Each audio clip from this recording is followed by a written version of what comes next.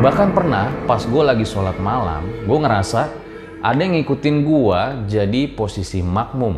Rambutnya itu panjang, bajunya putih tapi agak kusam, mirip seperti daster. Allahu Akbar. Kamu mau nggak nikah sama anakku? Kalau kamu mau, apapun kemauan kamu bisa terkabul. Dan kami melakukan itu nggak cuma semalam 2 malam aja, tapi kejadian itu berlangsung selama bertahun-tahun. Dan ketika pagi kita bangun, rasanya badan capek banget, remuk, bener-bener.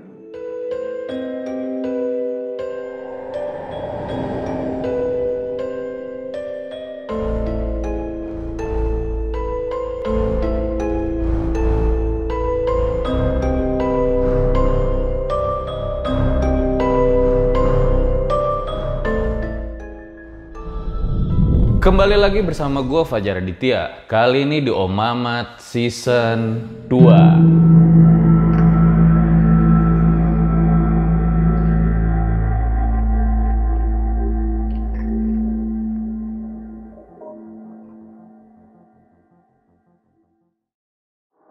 Terima kasih buat kalian yang telah klik video kali ini. Anyway guys, di episode kali ini ada sebuah kiriman cerita dari narasumber RJ5 yang minta dirahasiakan namanya, tempat, dan juga lokasi. Pas gue baca cerita ini, bener-bener gue merinding parah. Ceritanya itu, Wah, gila sih. jadi gue saranin buat kalian yang takut nggak usah nonton video kali ini. Pernah dengar nggak sih kalian cerita tentang seorang cowok yang ditaksir oleh jin cewek? Ya, kayak film Genie Oh Genie. Dimana ada seorang cowok namanya Bagas. Jadi dia tuh ditaksir sama jin cewek bernama Genie. Nah, setelah itu si Bagas ini dapat banyak kemudahan-kemudahan dibantu oleh si Genie. Tapi si Genie ini kalau ada cewek yang deketin Bagas, dia bakal cemburu. Dan mulailah ada kejadian-kejadian tingkah laku dari Genie kepada Bagas. Fun fact, gue ada beberapa kali cerita kiriman dari narasumber. Itu ya hampir-hampir mirip lah ya, kayak film Genie Oh Genie. Cuman bedanya kan kalau Genie Oh Genie itu jatuhnya komedi. Kalau ini bener-bener creepy banget sih. Dimana si cowok itu kalau setiap ada cewek yang mendekat, biasanya itu terjadi hal-hal aneh seperti barang-barang yang hilang, bahkan sampai akibat fisik seperti kecelakaan dan juga lain-lain. Well, ya kira-kira gitulah cerita pada kali ini. Sebelum gue mulai, dukung terus karya RJ5 dengan cara subscribe, like, comment, share video ini sekarang juga. So, gue rasa langsung saja berikut adalah ceritanya.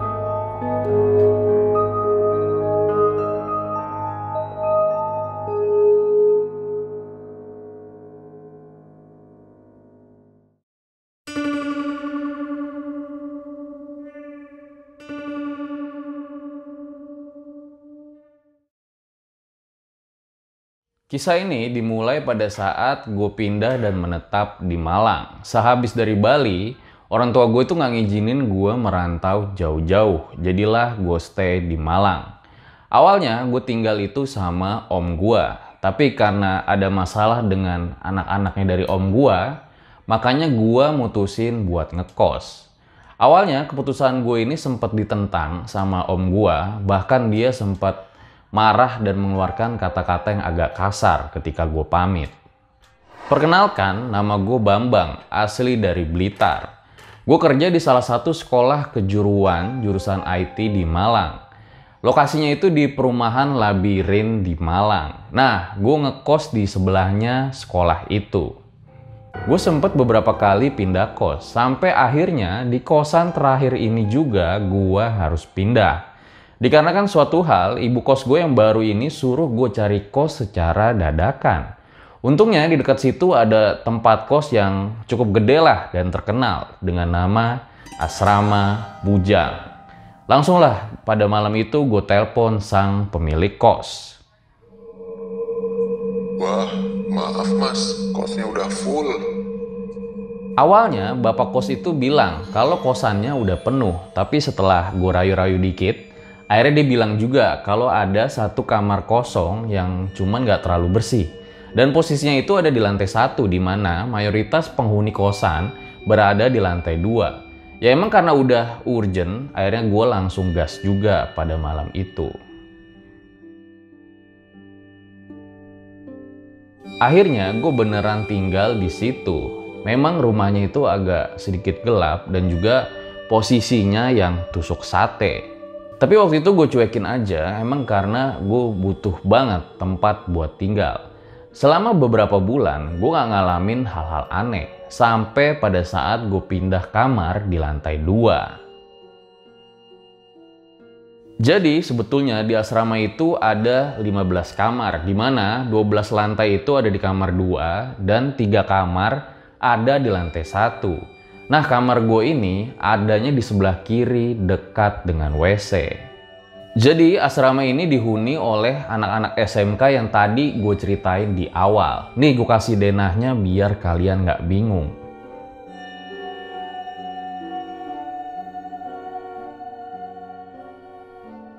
Sampai di suatu waktu, gue lagi mengerjakan aktivitas seperti biasa. Sekitar jam 2 atau 3 dini hari, gue kebangun. Pada saat itu, badan gue tuh kayak nggak bisa digerakin. Ya kayak lagi ketindihan atau rep-repan gitulah. Cuman anehnya, gue sadar dan mata gue terbuka. Cuman entah kenapa, gue nggak bisa gerakin badan pada saat itu. Jadi posisi gue itu lagi tidur miring menghadap pintu kamar.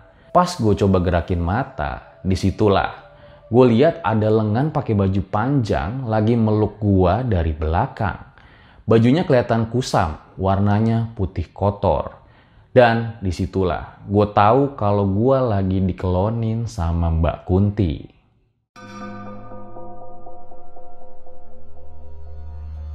Sebisa mungkin gue langsung baca ayat kursi. Tapi anehnya makhluk itu masih diem, tetap di posisinya yang sama. Gue cuman berharap kalau ini cuman ilusi atau mimpi buruk. Sekitar 5 atau 10 menit, untungnya badan gue ini udah bisa digerakin lagi. Dan makhluk itu pun sekarang udah nggak ada. Entah kenapa pada saat itu gue nggak ngerasa takut sama sekali. Gue ubah posisi gue yang tadinya miring jadi terlentang. Gue berusaha buat lanjutin tidur, tapi anehnya gue nggak bisa tidur-tidur juga. Lalu akhirnya gue pergi ambil bawa kasur lipat buat keluar kamar. Pada saat itu gue pengen pindah banget ke kamar temen gue, nomor 9 si STR ini. Akhirnya gue jalan nyusurin koridor, hingga sampailah di depan kamar STR, gue ketuk pintu sampai beberapa kali.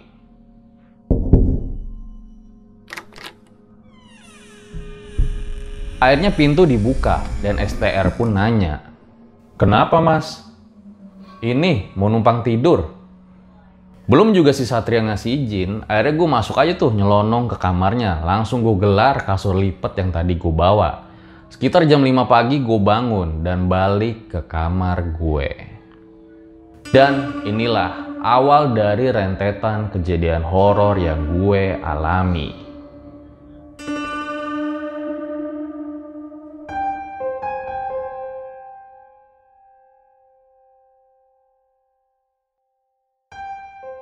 Hari berikutnya, nggak ada hal-hal mistis lagi yang gue alamin. Hingga kurang lebih sekitar 2 tahun, gue malah jadi makin sensitif.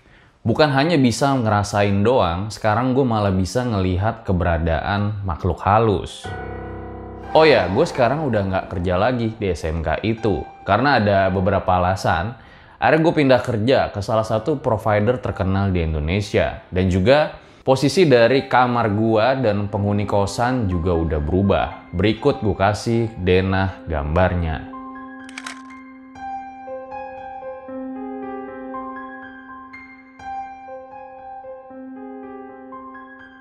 Hal mistis kembali gue alamin ketika gue pindah ke kamar nomor 10 bagian depan. Gue suka banget ngeliat ada sosok yang lagi ngintipin gue ketika gue lagi di kamar. Baik ketika gue lagi belajar maupun lagi tidur. Bahkan pernah pas gue lagi sholat malam, gue ngerasa ada yang ngikutin gue jadi posisi makmum. Rambutnya itu panjang, bajunya putih tapi agak kusam, mirip seperti daster. Allahu Akbar. Dan ternyata itu adalah sosok yang pernah ngelonin gua. Gue sebut aja namanya Inem. Hingga suatu saat gue semakin terusik dengan kejadian-kejadian yang gue alamin karena emang semakin intens. Pulang kampung lah gue pada saat itu. Dan ketika gue bertemu ibu gue menceritakan apa yang gue alami ketika gue berada di Malang. Sesuai dugaan gue, ibu gue sama sekali gak percaya dan malah nganggep kalau gue itu halu. Tapi pada saat itu gue maksa ke ibu gue agar gue dapat ketemu sama Mbah Uti. Jadi Mbah Uti ini adalah sesepuh di kampung gue. Dan emang dari kecil gue diasuh oleh beliau. Gue akhirnya dibuatin pagar dari kendit. Jadi kayak semacam ikat pinggang dari kain dan benang. Agar gue ini gak diganggu-ganggu lagi sama makhluk halus yang ada di asrama gue. Terutama si Inem. Singkat cerita, akhirnya gue balik lagi ke asrama. Nah, bener aja tuh, gak ada gangguan-gangguan dari si Inem lagi. Tapi 3 hari setelah itu, gue mimpi aneh. Dalam mimpi gue ngeliat si Inem itu kayak lagi terkurung dalam jeruji yang terbuat dari kayu. Dia berusaha buat lepas dari kurungan itu. Paginya gue merenung dan mencoba menelaah apa arti dari mimpi gue. Di situ gue berpikir bahwa si Inem ini gak bakal ganggu-ganggu gue lagi. Seperti di dalam mimpi. Tapi nyatanya 100% gue salah. Ternyata pagar kendit itu cuma bertahan kurang lebih selama 36 hari. Setelahnya gue kembali mengalami berbagai kejadian mistis. Mulai dari flash disk gue yang mendadak hilang, memory card yang hilang, penampakan di kamar, suara bercanda, ketawa, menangis, dan lainnya. Dan yang paling aneh adalah barang gua yang hilang selalu barang yang ada foto dan video gua di dalamnya. Seiring berjalannya waktu, lama-kelamaan gua udah mulai terbiasa dengan keanehan-keanehan ini. Seperti kunci yang mendadak hilang padahal gua taruh di atas meja. Dan gue cukup bilang, balikin. Dan entah gimana caranya, akhirnya gak lama kunci itu muncul lagi. Ya walau memang udah berpindah tempat. Atau pas menjelang maghrib, ketika gue lagi nonton TV, lampu di kamar gue tiba-tiba aja mati, nyala, mati, nyala. Kayak lagi dimainin orang. Dan di situ gue cuman bilang, lagi azan itu loh. Dan seketika lampu kembali menjadi normal. Contoh kejadian lainnya adalah ketika gue mau berangkat ke kantor. Tiba-tiba aja gue ngerasa ada yang bisikin gue. Awas ada polisi. Dan bener aja, 50 meter di depan setelah tikungan, nampak ada razia polisi. Pada saat itu gue coba menghindar dengan melajukan motor gue di balik mobil orang. Sehingga gue bisa lolos dari razia. Lumayan gak kena tilang, karena memang gue gak punya SIM pada saat itu. Kejadian seperti itu sering banget gue alamin. Dan honestly, gue sangat terbantu dengan hal tersebut. Makanya gue mulai enjoy dengan keadaan ini. Namun begitu, kehidupan asrama gue juga nggak luput kena imbasnya. Tiap kali gue melangkah ke jenjang yang lebih serius, pasti gue gagal karena alasan-alasan yang terkadang sangat sepele. Hingga akhirnya suatu waktu, gue pun dinasihatin oleh bude gue. Apa Inem itu masih sering datang, nak? Iya, masih, bude. Hati-hati lo ya, nak. Meskipun Inem sering bantuin kamu, tapi lama-lama efeknya nggak bagus loh. Begitulah kira-kira nasihat dari bude. Memang bude ini tahu semua masalah gue dengan si Inem. Ibu gue lah yang menceritakan semuanya ke bude. Selanjutnya, gue kembali pindah kamar karena memang kondisi asrama yang semakin berantakan. Penghuni kos yang dulunya dipenuhi oleh anak-anak SMK, sekarang banyak yang kosong. Mungkin karena pengelola asrama yang terakhir ini kurang peduli dengan keadaan rumah. Selain banyak atap yang bocor, kondisi kamar juga banyak yang kosong hingga dijadikan gudang. Karena alasan inilah, maka asrama bujang semakin menjadi angker. Hampir tiap malam gue mendengar suara-suara aneh, mulai dari suara anak-anak kecil yang berlarian, bercanda, hingga berkumpulnya sosok-sosok yang seperti sedang melayang.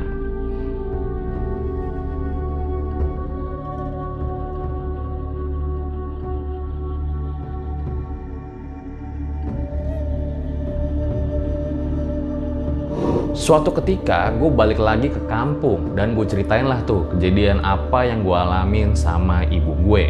Kebetulan pada saat itu lagi ada guru ngaji gue juga. Akhirnya gue ceritain lah tuh sama guru ngaji gue juga.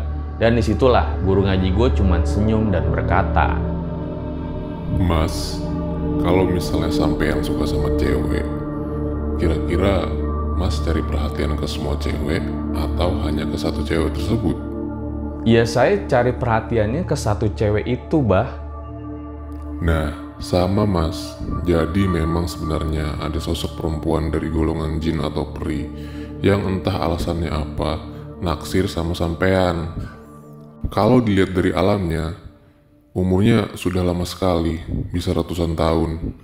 Tapi kalau di dunia dia, usianya masih muda dan memang usia yang pas buat cari pasangan atau kawin. Makanya dia cari perhatian dengan ngumpetin barang sampean. Barang-barang itu nggak ngilang, cuma lagi disembunyiin aja sama dia buat cari perhatian. Nanti kalau mau pulang, mampir dulu ya ke rumah. Abah buatin sesuatu buat kamu. Well, kira-kira apa yang mau dibuatkan oleh Abah?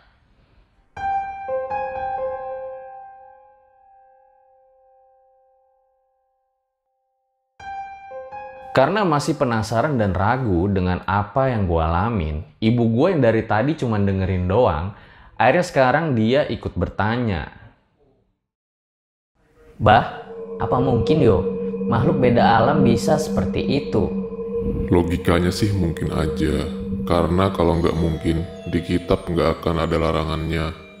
Seperti di surat Ar-Rum ayat 21, dan di antara tanda-tanda kebesarannya adalah dia menciptakan pasangan-pasangan untukmu dari jenismu sendiri agar kamu cenderung dan merasa tentram kepadanya. Dan dia menjadikan di antaramu rasa kasih dan sayang. Jenis ini dimaksudkan pada jenis manusia berpasangan dengan manusia, jin dengan jin, dan sebagainya. Terlebih lagi, Mas Bambang ini sepertinya kalau tidur nggak pernah pakai baju ya.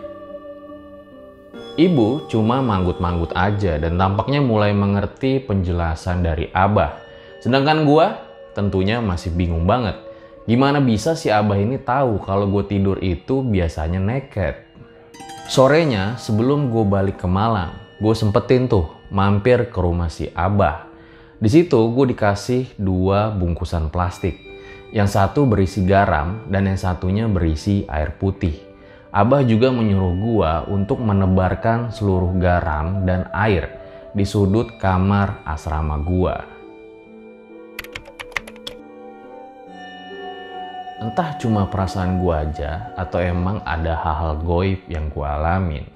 Pada saat gua tabur garam dan air di dalam kamar gua, mendadak tubuh gua merinding banget. Dan pada saat itu juga gua ngerasa kalau kamar gue itu jadi lebih terang dan juga hangat. Yang tadinya kayak lembab, suram, dan juga dingin. Entah berhasil atau bagaimana, tapi yang jelas setelah sebulan gue taburin garam dan air itu, gangguan-gangguan tidak ada sama sekali. Gue sempat berpikir bahwa gue akan kembali hidup normal, tapi ternyata itu semua salah. Setelah itu, gangguan-gangguan yang gue alami malah lebih ekstrim lagi. Mulai dari gitar yang main sendiri di malam hari, kerikil yang dilempar ke atap, dan juga boxer yang gue gantung di pintu pindah sendiri jauh ke belakang. Hingga akhirnya pada suatu malam, gue bermimpi, entah nyata atau mimpi gue masih ragu, dengan sosok bapak-bapak setengah baya mengenakan pakaian serba hitam, baju bela diri. Dan sosok itu memakai penutup kepala kayak baju adat Aceh gitulah. Dan dia juga mengatakan, Kamu mau nggak nikah sama anakku? Kalau kamu mau, apapun kemauan kamu bisa terkabul. Dan entah gue sadari atau tidak, yang pasti waktu itu gue malah memberikan jawaban singkat, iya. Setelah itu, gue mengalami sebuah kejadian. Dipertemukan dengan wanita yang sangat cantik. Di malam itu jugalah terjadi sesuatu. Dalam mimpi gua melakukan wik-wik dengan lawan jenis. Dan itu terasa sangat real. Selanjutnya gue tersadar, lalu duduk memikirkan apa yang gue alami barusan. Berhubung waktu itu gue gak begitu ngeh, jadi ya gue berusaha positive thinking aja. Gue cuma mikir kalau itu hanya bunga tidur. Faktanya gue salah besar. Setelah kejadian itu, hampir setiap malam, terutama di malam Jumat, gue mimpi wik-wik dengan lawan jenis. Antara sadar nggak sadar, tapi pada saat itu bener-bener terasa real. Dan biasanya pas pagi, badan gue itu serasa kayak remuk gitu. Hal ini berlanjut terus sampai suatu ketika gue bener-bener capek dan ngerasa udah nggak kuat. Beberapa bulan kemudian, gue coba telepon ibu buat minta saran. Halo, Assalamualaikum nak. Waalaikumsalam bu. Ada apa? Kok jam segini telepon? Itu loh bu, masalah dulu yang pernah sampaikan ke abah. Ono opo maneh tole? Saya sudah capek bu, sudah nggak kuat. Hampir tiap malam dia datang minta macam-macam. Lah terus gimana nak? Ibu juga nggak paham dengan masalah-masalah kayak gitu. Sholat yang rajin, doa yang banyak aja. Minta Gusti Allah supaya kamu ditolong. Tadi malam saya mimpi lagi bu. Ada 3 anak kecil yang minta disuapin. Yang 1 cewek, yang 2 cowok. Terus kemarin tiba-tiba aja di kamar ada selimut bayi bekas warna merah. Sekarang selimut itu saya taruh di dalam lemari. Lah, itu apa bukan selimut bayi milik ibu kos? Bukan bu. Ya udah, nanti ibu ke rumah abah. Kamu doa aja yang banyak ya, minta pertolongan Allah. Setelah pembicaraan di telepon pada saat itu, sekitar seminggu kemudian ibu telepon gue lagi. Ngasih tahu hal-hal yang harus gue lakuin. Mulai dari doa, zikir, dan sholat malam. Namun tak kenapa gangguan terus-terusan datang hingga akhirnya gue pasrah. Di situ gue telepon ibu lagi dan gue bilang kalau gue udah capek. Dan gue bakal terima dan jalanin apapun yang udah jadi takdir gue.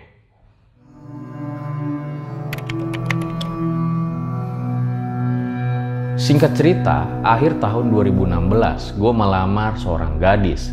Hari H sudah ditentukan, yaitu 15 Maret 2017.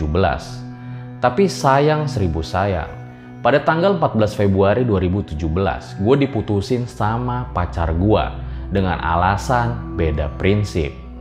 Karena hal ini jugalah gue jadi kacau parah. Bagaimana mungkin? Rencana yang udah mateng, bahkan udah mau priwet juga, tiba-tiba dibatalin sepihak dengan alasan yang tidak sangat masuk akal. Kemudian awal tahun 2018, gue pacaran sama cewek asal Lamongan. Hubungan kami juga nggak bertahan lama, lagi-lagi kami berpisah karena hal yang sepele.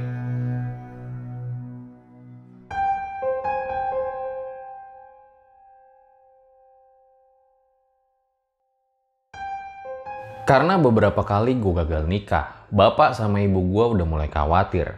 Mereka juga berpikir apakah ini ada hubungannya dengan hal goib atau emang cuman kebetulan. Karena hal itu juga lah, ibu langsung ngabarin gue kalau gue mau diobatin atau diruqyah dengan seseorang. Beberapa hari kemudian gue ditelepon sama seseorang, sebut aja namanya Mas Jaeng. Di situ gue disuruh ngirim foto sama video kamar asrama gue. Katanya sih sosok tersebut mau diikat dan juga ditangkap walaupun dari jarak jauh. Entahlah, gue juga kurang paham dengan hal-hal begituan. Singkat kata, sosok Inem ini beneran ditangkap beserta 2 anaknya cewek dan cowok. Padahal di mimpi gue itu ada 3, kenapa cuma 2? Entahlah. Jadi katanya si Inem ini ditangkap dan ditaruh dalam sebuah guci emas. Anehnya, percaya atau nggak percaya, setelah kejadian itu, gue nggak bisa lagi ngeliat hal-hal goib. Cuman bisa ngerasain, itu pun tipis banget. Gue nggak lagi didatangin Inem, baik di dalam mimpi maupun nyata. Dia juga nggak pernah lagi minta jatah. Dan gue pun nggak pernah lagi dapat bisikan-bisikan atau peringatan-peringatan seperti sebelumnya. Suatu hari Mas Jaeng nelpon gua dan gue diminta buat pulang supaya dibersihin. Oke, gue balik akhirnya dan ketemu dengan beliau. Setelah proses pembersihan selesai, gue balik lagi ke Malang. Dan sejak saat itu, gue bener-bener gak bisa lagi melihat makhluk-makhluk halus. Gue nggak bisa berinteraksi dengan mereka. Gue cuman bisa kayak cium baunya doang atau merasakan keberadaannya, tapi nggak bisa melihat sosoknya. Ya, itu adalah kejadian mistis paling ekstrim yang pernah gue alamin. Dimana gue menikah dengan bangsa jin yang bernama Enam.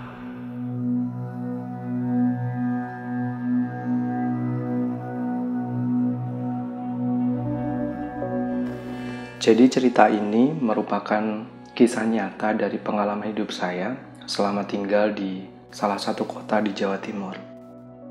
Kejadian yang sangat melekat yang masih aku ingat sampai sekarang adalah di malam-malam ketika dia datang dalam kondisi yang selalu berbeda, baik dari segi lokasi maupun bentuk fisik atau wujudnya yang berubah setiap kali dia datang. Jika kalian sudah menikah dan melakukan malam pertama dengan pasangan kalian bisa bayangin gimana rasanya malam pertama. Tetapi yang aku dapatkan pada waktu itu berkali lipat melebihi apa yang dirasakan ketika kita melakukan malam pertama dengan pasangan kita. Dia datang dengan suasana dan kondisi yang selalu baru. Dan kami melakukan itu nggak cuma semalam 2 malam aja, tapi kejadian itu berlangsung selama bertahun-tahun. Dan ketika pagi kita bangun, rasanya badan capek banget, remuk, bener-bener. Itulah sepenggal kisah dari perjalanan hidup saya. Semoga teman-teman bisa mengambil hikmah dan pelajaran dari pengalaman pribadi saya ini. Pesan saya, yang pertama, jangan pernah tidur dalam kondisi telanjang atau bugil.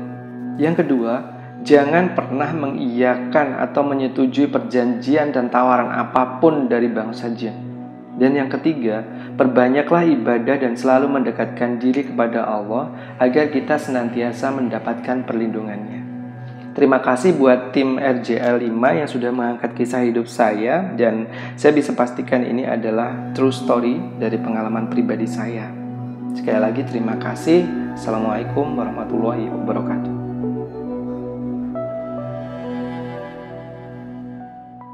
Iya, itu dia guys, sebuah kisah yang sangat luar biasa sekali dari Bambang, di mana pengalaman Bambang ini seperti kisah-kisah di film ya, layaknya Genie oh Genie. Tapi percaya atau tidak percaya, inilah yang dialami oleh Bambang.